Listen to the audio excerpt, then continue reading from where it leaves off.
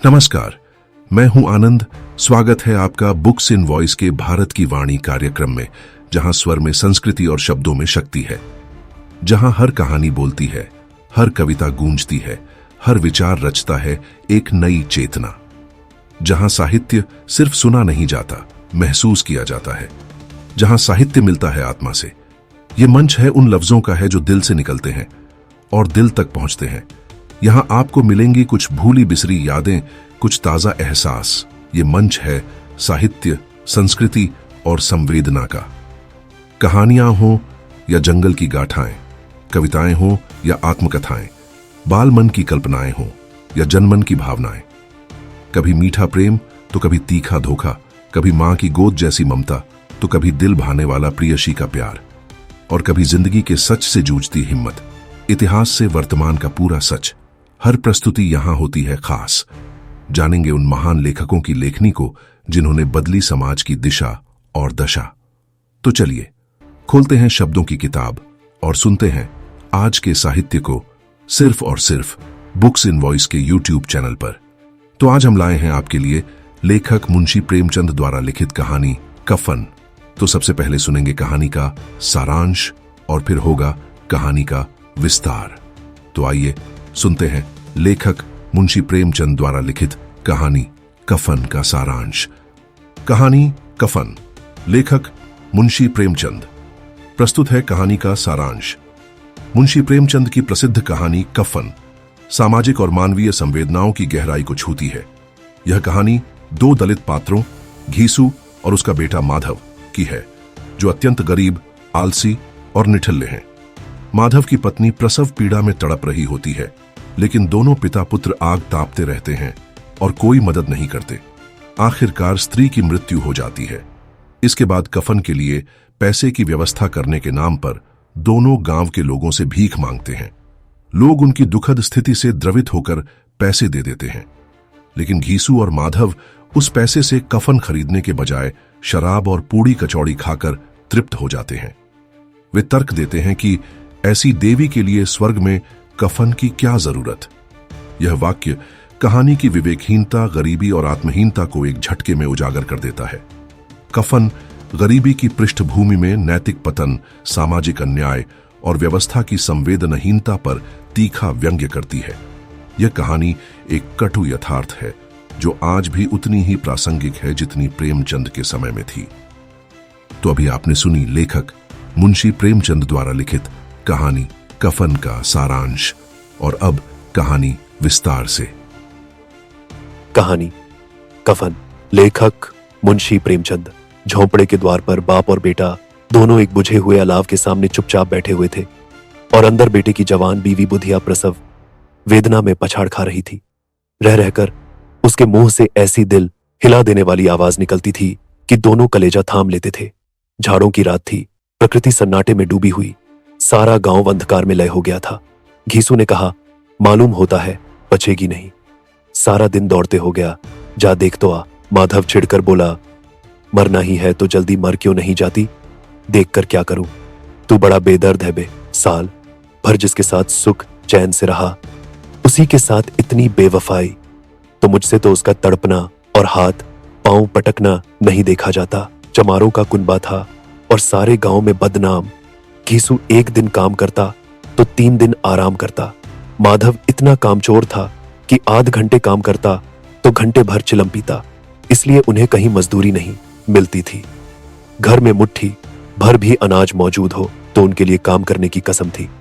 जब 2-4 फाके हो जाते तो घीसू पेड़ पर चढ़कर लकड़ियां तोड़ लाता और माधव बाजार से बेच लाता, और जब तक वह पैसे रहते दोनों इधर उधर मारे फिरते। गांव में काम की कमी न थी। किसानों का गांव था, मेहनती आदमी के लिए 50 काम थे, मगर इन दोनों को उसी वक्त बुलाते जब 2 आदमियों से एक का काम पाकर भी संतोष कर लेने के सिवा और कोई चारा न होता। अगर दोनों साधु होते तो उन्हें संतोष और धैर्य के लिए संयम और नियम की बिल्कुल जरूरत न होती। यह तो इनकी प्रकृति थी। विचित्र जीवन था इनका। घर में मिट्टी के 2-4 बर्तन के सिवा कोई संपत्ति नहीं। फटे चीथड़ों से अपनी नग्नता को ढांके हुए जिए जाते थे। संसार की चिंताओं से मुक्त, कर्ज से लदे हुए, गालियां भी खाते, मार भी खाते, मगर कोई गम नहीं। दिन इतने कि वसूली की बिल्कुल आशा न रहने पर भी लोग इन्हें कुछ न कुछ कर्ज दे देते थे। मटर, आलू की फसल में दूसरों के खेतों से मटर या आलू उखाड़ लाते और भून भान कर खा लेते, या 10-5 ऊख उखाड़ लाते और रात को चूसते। घीसू ने इसी आकाश वृत्ति से 60 साल की उम्र काट दी और माधव भी सपूत बेटे की तरह बाप ही के पद चिन्हों पर चल रहा था, बल्कि उसका नाम और भी उजागर कर रहा था। इस वक्त भी दोनों अलाव के सामने बैठकर आलू भून रहे थे, जो कि किसी खेत से खोद लाए थे। घीसू की स्त्री का तो बहुत दिन हुए देहांत हो गया था। माधव का ब्याह पिछले साल हुआ था। जब से यह औरत आई थी, उसने इस खानदान में व्यवस्था की नींव डाली थी और इन दोनों बेगैरतों का दोजहर भरती रहती थी। जब से वह आई, यह दोनों और भी आलसी और आराम तलब हो गए थे, बल्कि कुछ अकड़ने भी लगे थे। कोई कार्य करने को बुलाता तो निर्ब्याज भाव से दुगुनी मजदूरी मांगते। वही औरत आज प्रसव वेदना से मर रही थी और यह दोनों इसी इंतजार में थे कि वह मर जाए तो आराम से सोए। घीसू ने आलू निकालकर छीलते हुए कहा, जाकर देख तो क्या दशा है उसकी। चुड़ैल का फिसाद होगा और क्या, यहां तो ओझा भी 1 रुपया मांगता है। माधव को भय था कि वह कोठरी में गया तो घीसू आलूओं का बड़ा भाग साफ कर देगा। बोला, मुझे वहां जाते डर लगता है। डर किस बात का है, मैं तो यहां हूं ही। तो तुम ही जाकर देखो ना। मेरी औरत जब मरी थी तो मैं 3 दिन तक उसके पास से हिला तक नहीं था, और फिर मुझसे लजाएगी कि नहीं। जिसका कभी मुंह नहीं देखा, आज उसका उघड़ा हुआ बदन देखूं, उसे तन की सुध भी तो न होगी। मुझे देख लेगी तो खुलकर हाथ पांव भी न पटक सकेगी। मैं सोचता हूं कोई बाल बच्चा हो गया तो क्या होगा। सोंठ, गुड़, तेल कुछ भी तो नहीं है घर में, सब कुछ आ जाएगा। भगवान दें तो जो लोग अभी 1 पैसा नहीं दे रहे हैं, वे ही कल बुलाकर रुपए देंगे। मेरे 9 लड़के हुए, घर में कभी कुछ न था, मगर भगवान ने किसी न किसी तरह बेड़ा पार ही लगाया। जिस समाज में रात दिन मेहनत करने वालों की हालत उनकी हालत से कुछ बहुत अच्छी न थी, और किसानों के मुकाबले में वे लोग जो किसानों की दुर्बलताओं से लाभ उठाना जानते थे, कहीं ज्यादा संपन्न थे। वहां इस तरह की मनोवृत्ति का पैदा हो जाना कोई अचरज की बात न थी। हम तो कहेंगे घीसू किसानों से कहीं ज्यादा विचारवान था, और किसानों के विचार शून्य समूह में शामिल होने के बदले बैठकबाजों की कुत्सित मंडली में जा मिला था। हाँ, उसमें यह शक्ति न थी कि बैठकबाजों के नियम और नीति का पालन करता। इसलिए जहां उसकी मंडली के और लोग गांव के सरगना और मुखिया बने हुए थे, उस पर सारा गांव उंगली उठाता था। फिर भी उसे यह तस्कीन तो थी ही कि अगर वह फटेहाल है तो कम से कम उसे किसानों की सीजी तोड़ मेहनत तो नहीं करनी पड़ती, और उसकी सरलता और निरीहता से दूसरे लोग बेजा फायदा तो नहीं उठाते।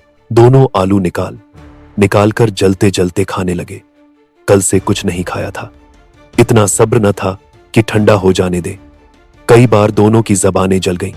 छिल जाने पर आलू का बाहरी हिस्सा जबान, हलक और तालू को जला देता था, और उस अंगारे को मुंह में रखने से ज्यादा खैरियत इसी में थी कि वह अंदर पहुंच जाए। वहां उसे ठंडा करने के लिए काफी सामान थे, इसीलिए दोनों जल्द जल्द निगल जाते। हालांकि इस कोशिश में उनकी आंखों से आंसू निकल आते। घीसू को उस वक्त ठाकुर की बारात याद आई, जिसमें 20 साल पहले वह गया था। उस दावत में उसे जो तृप्ति मिली थी, वह उसके जीवन में एक याद रखने लायक बात थी, और आज भी उसकी याद ताजा थी। बोला, वह भोज नहीं भूलता। तब से फिर उस तरह का खाना और भरपेट नहीं मिला। लड़की वालों ने सबको भरपेट पूरियां खिलाई थीं। सबको, छोटे बड़े सबने पूरियां खाई, और असली घी की चटनी, रायता, 3 तरह के सूखे साग, एक रसेदार तरकारी, दही, चटनी, मिठाई। अब क्या बताऊं कि उस भोज में क्या स्वाद मिला। कोई रोक टोक नहीं थी। जो चीज चाहो मांगो, जितना चाहो खाओ। लोगों ने ऐसा खाया कि किसी से पानी न पिया गया। मगर परोसने वाले हैं कि पत्तल में गर्म गर्म गोल गोल सुवासित कचौरियां डाल देते हैं। मना करते हैं कि नहीं चाहिए। पत्तल पर हाथ रोके हुए हैं, मगर वह है कि दिए जाते हैं। और जब सबने मुंह धो लिया तो पान, इलायची भी मिली, मगर मुझे पान लेने की कहां सुध थी। खड़ा हुआ न जाता था। झटपट जाकर अपने कंबल पर लेट गया। ऐसा दिल दरियाव था वह ठाकुर। माधव ने इन पदार्थों का मन ही मन मजा लेते हुए कहा, अब हमें कोई ऐसा भोज नहीं खिलाता। अब कोई क्या खिलाएगा। वह जमाना दूसरा था। अब तो सबको किफायत सूझती है। शादी ब्याह में मत खर्च करो, क्रिया कर्म में मत खर्च करो। पूछो, गरीबों का माल बटोर कर कहां रखोगे। बटोरने में तो कमी नहीं है, हाँ खर्च में किफायत सूझती है। तुमने एक 20 पूरियां खाई होंगी, 20 से ज्यादा खाई थी। मैं 50 खा जाता, 50 से कम मैंने ना खाई होंगी। अच्छा पका था, तू तो मेरा आधा भी नहीं है। आलू खाकर दोनों ने पानी पिया और वहीं अलाव के सामने अपनी धोतियां ओढ़कर पांव पेट में डाले सो रहे, जैसे दो बड़े बड़े अजगर गेंडुलियां मारे पड़े हों। और बुधिया अभी तक कराह रही थी। सवेरे माधव ने कोठरी में जाकर देखा तो उसकी स्त्री ठंडी हो गई थी। उसके मुंह पर मक्खियां भिनक रही थीं, पथराई हुई आंखें ऊपर टंगी हुई थीं, सारी देह धूल से लथपथ हो रही थी। उसके पेट में बच्चा मर गया था। माधव भागा हुआ घीसू के पास आया, फिर दोनों जोर जोर से हाय हाय करने और छाती पीटने लगे। पड़ोस वालों ने यह रोना धोना सुना तो दौड़े हुए आए और पुरानी मर्यादा के अनुसार इन अभागों को समझाने लगे, मगर ज्यादा रोने पीटने का अवसर न था। कफन की और लकड़ी की फिक्र करनी थी। घर में तो पैसा इस तरह गायब था जैसे चील के घोंसले में मांस। बाप बेटे रोते हुए गांव के जमींदार के पास गए। वह इन दोनों की सूरत से नफरत करते थे। कई बार इन्हें अपने हाथों से पीट चुके थे, चोरी करने के लिए, वादे पर काम पर न आने के लिए। पूछा, क्या है बेघिसुआ, रोता क्यों है? अब तो तू कहीं दिखलाई भी नहीं देता, मालूम होता है इस गांव में रहना नहीं चाहता। घीसू ने जमीन पर सिर रखकर आंखों में आंसू भरे हुए कहा, सरकार बड़ी विपत्ति में हूं। माधव की घरवाली रात को गुजर गई। रात भर तड़पती रही सरकार। हम दोनों उसके सिरहाने बैठे रहे। दवा दारू जो कुछ हो सका सब कुछ किया, मुदा वह हमें दगरा दे गई। अब कोई एक रोटी देने वाला भी न रहा मालिक। तबाह हो गए, घर उजड़ गया। आपका गुलाम हूं, अब आपके सिवा कौन उसकी मिट्टी पार लगाएगा? हमारे हाथ में तो जो कुछ था वह सब तो दवा दारू में उठ गया। सरकार ही की दया होगी तो उसकी मिट्टी उठेगी। आपके सिवा किसके द्वार पर जाऊं? जमींदार साहब दयालु थे, मगर घीसू पर दया करना काले कंबल पर रंग चढ़ाना था। जी में तो आया, कह दे चल दूर हो यहां से। यूं तो बुलाने से भी नहीं आता, आज जब गरज पड़ी तो आकर खुलूशामद कर रहा है। हरामखोर कहीं का, बदमाश। लेकिन यह क्रोध या दंड देने का अवसर न था। जी में कुड़ते हुए 2 रुपए निकालकर फेंक दिए, मगर सांत्वना का एक शब्द भी मुंह से न निकला। उसकी तरफ ताका तक नहीं, जैसे सिर का बोझ उतारा हो। जब जमींदार साहब ने 2 रुपए दिए तो गांव के बनिए महाजनों को इनकार का साहस कैसे होता? घीसू जमींदार के नाम का ढिंढोरा भी पीटना खूब जानता था। किसी ने 2 आने दिए, किसी ने 4 आने। 1 घंटे में घीसू के पास 5 रुपए की अच्छी रकम जमा हो गई। कहीं से अनाज मिल गया, कहीं से लकड़ी। और दोपहर को घीसू और माधव बाजार से कफन लाने चले। इधर लोग बांस वांस काटने लगे। गांव की नर्मदिल स्त्रियां आकर लाश देखती थीं और उसकी बेकसी पर 2 बूंद आंसू गिराकर चली जाती थीं।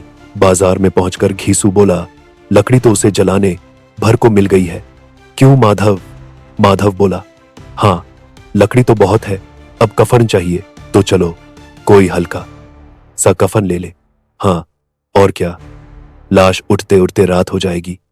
रात को कफन कौन देखता है? कैसा बुरा रिवाज है कि जिसे जीते जी तन ढौंकने को चीथड़ा भी न मिले, उसे मरने पर नया कफन चाहिए। कफन लाश के साथ जल ही तो जाता है और क्या रखा रहता है। यही 5 रुपए पहले मिलते तो कुछ दवा दारू कर लेते। दोनों एक दूसरे के मन की बात ताड़ रहे थे। बाजार में इधर उधर घूमते रहे। कभी इस बाजार की दुकान पर गए, कभी उसकी दुकान पर। तरह तरह के कपड़े रेशमी और सूती देखे, मगर कुछ झोंचा नहीं। यहां तक कि शाम हो गई, तब दोनों न जाने किस दैवी प्रेरणा से एक मधुशाला के सामने जा पहुंचे और जैसे किसी पूर्व निश्चित व्यवस्था से अंदर चले गए। वहां जरा देर तक दोनों असमंजस में खड़े रहे। फिर घीसू ने गद्दी के सामने जाकर कहा, साहू जी एक बोतल हमें भी देना। इसके बाद कुछ चिखौना आया, तली हुई मछली आई और दोनों बरामदे में बैठकर शांतिपूर्वक पीने लगे। कई कुज्जियां ताबड़तोड़ पीने के बाद दोनों सरूर में आ गए। घीसू बोला, कफन लगाने से क्या मिलता, आखिर जल ही तो जाता, कुछ बहू के साथ तो न जाता। माधव आसमान की तरफ देखकर बोला, मानो देवताओं को अपनी निष्पापता का साक्षी बना रहा हो। दुनिया का दस्तूर है, नहीं लोग बामनों को हजारों रुपए क्यों दे देते हैं? कौन देखता है परलोक में मिलता है या नहीं? बड़े आदमियों के पास धन है, फूंके। हमारे पास फूंकने को क्या है? लेकिन लोगों को जवाब क्या दोगे? लोग पूछेंगे नहीं कफन कहाँ है। घीसू हंसा, अबे कह देंगे कि रुपए कमर से खिसक गए, बहुत ढूंढा मिले नहीं, लोगों को विश्वास न आएगा, लेकिन फिर वही रुपए देंगे। माधव भी हंसा, इस अनपेक्षित सौभाग्य पर बोला, बड़ी अच्छी थी बेचारी, मरी तो खूब खिला पिलाकर आधी बोतल से ज्यादा उड़ गई। घीसू ने 2 सेर पूरियां मोंगाई, चटनी, अचार, कलेजियां। शराब खाने के सामने ही दुकान थी। माधव लपक कर 2 पत्तलों में सारे सामान ले आया। पूरा 1.5 रुपया खर्च हो गया, सिर्फ थोड़े से पैसे बच रहे। दोनों इस वक्त इस शान में बैठे पूरियां खा रहे थे जैसे जंगल में कोई शेर अपना शिकार उड़ा रहा हो। न जवाबदेही का खौफ था, न बदनामी की फिक्र। इन भावनाओं को उन्होंने बहुत पहले ही जीत लिया था। घीसू दार्शनिक भाव से बोला, हमारी आत्मा प्रसन्न हो रही है तो क्या उसे पुण्य न होगा? माधव ने श्रद्धा से सिर झुकाकर तसदीक की जरूर से जरूर होगा। भगवान तुम अंतर्यामी हो, उसे बैकुंठ ले जाना। हम दोनों हृदय से आशीर्वाद दे रहे हैं। आज जो भोजन मिला वह कभी उम्र भर न मिला था। एक क्षण के बाद माधव के मन में एक शंका जागी। बोला, क्यों दादा, हम लोग भी एक दिन वहां जाएंगे ही। घीसू ने इस भोले भाले सवाल का कुछ उत्तर न दिया। वह परलोक की बातें सोचकर इस आनंद में बाधा न डालना चाहता था। जो वह हम लोगों से पूछे कि तुमने हमें कफन क्यों नहीं दिया तो क्या कहोगे? कहेंगे तुम्हारा सिर। पूछेगी तो जरूर, तू कैसे जानता है कि उसे कफन न मिलेगा? तू मुझे ऐसा गधा समझता है? 60 साल क्या दुनिया में घास खोदता रहा हूं, उसको कफन मिलेगा और बहुत अच्छा मिलेगा। माधव को विश्वास न आया। बोला, कौन देगा? रुपए तो तुमने चट कर दिए, वह तो मुझसे पूछेगी। उसकी मांग में तो सेंदूर मैंने डाला था। कौन देगा? बताते क्यों नहीं? वही लोग देंगे जिन्होंने अब की दिया। हाँ, अब की रुपए हमारे हाथ ना आएंगे। जो जो अंधेरा बढ़ता था और सितारों की चमक तेज होती थी, मधुशाला की रौनक भी बढ़ती जाती थी। कोई गाता था, कोई डींग मारता था, कोई अपने संगी के गले लिपटा जाता था, कोई अपने दोस्त के मुंह में कुल्हड़ लगाए देता था। वहां के वातावरण में सुरूर था, हवा में नशा। कितने तो यहां आकर एक चुल्लू में मस्त हो जाते थे। शराब से ज्यादा यहां की हवा उन पर नशा करती थी। जीवन की बाधाएं यहां खींच लाती थीं और कुछ देर के लिए यह भूल जाते थे कि वे जीते हैं या मरते हैं, या न जीते हैं न मरते हैं। और यह दोनों बाप बेटे अब भी मजे लेकर चुस्कियां ले रहे थे। सबकी निगाहें इनकी ओर जमी हुई थीं। दोनों कितने भाग्य के बली हैं। पूरी बोतल बीच में है। भरपेट खाकर माधव ने बची हुई पूरियों का पत्तल उठाकर एक भिखारी को दे दिया, जो खड़ा इनकी ओर भूखी आंखों से देख रहा था और देने के गौरव, आनंद और उल्लास का अपने जीवन में पहली बार अनुभव किया। दोस्तों, अगर यह कार्यक्रम आपको पसंद आ रहा है तो आप हमारे चैनल को अभी लाइक और सब्सक्राइब करना ना भूलें। आपके लाइक और सब्सक्राइब करने से हमें हिम्मत मिलती है। तो बुक्स इन वॉइस के यूट्यूब चैनल को लाइक और सब्सक्राइब करते रहें। हम आपको इसी तरह का रोचक साहित्य सुनाते रहेंगे। तो चलिए कार्यक्रम को आगे बढ़ाते हैं और सुनते हैं बचे हुए साहित्य को। घीसू ने कहा, ले जा, खूब खा और आशीर्वाद दे। जिसकी कमाई है वह तो मर गई, मगर तेरा आशीर्वाद उसे जरूर पहुंचेगा। रोए रोए से आशीर्वाद दो, बड़ी गाढ़ी कमाई के पैसे हैं। माधव ने फिर आसमान की तरफ देखकर कहा, वह बैकुंठ में जाएगी दादा, बैकुंठ की रानी बनेगी। घीसू खड़ा हो गया और जैसे उल्लास की लहरों में तैरता हुआ बोला, हाँ बेटा, बैकुंठ में जाएगी। किसी को सताया नहीं, किसी को दबाया नहीं। मरते मरते हमारी जिंदगी की सबसे बड़ी लालसा पूरी कर गई। वह न बैकुंठ जाएगी तो क्या ये मोटे मोटे लोग जाएंगे जो गरीबों को दोनों हाथों से लूटते हैं और अपने पाप को धोने के लिए गंगा में नहाते हैं और मंदिरों में जल चढ़ाते हैं। श्रद्धालुता का यह रंग तुरंत ही बदल गया। अस्थिरता नशे की खासियत है। दुख और निराशा का दौरा हुआ। माधव बोला, मगर दादा, बेचारी ने जिंदगी में बड़ा दुख भोगा, कितना दुख झेलकर मरी। वह आंखों पर हाथ रखकर रोने लगा, चीखें मार मार कर। घीसू ने समझाया, क्यों रोता है बेटा? खुश हो कि वह माया जाल से मुक्त हो गई, जंजाल से छूट गई। बड़ी भाग्यवान थी जो इतनी जल्द माया मोह के बंधन तोड़ दिए। और दोनों खड़े होकर गाने लगे, ठगिनी क्यों नैना झमकावे।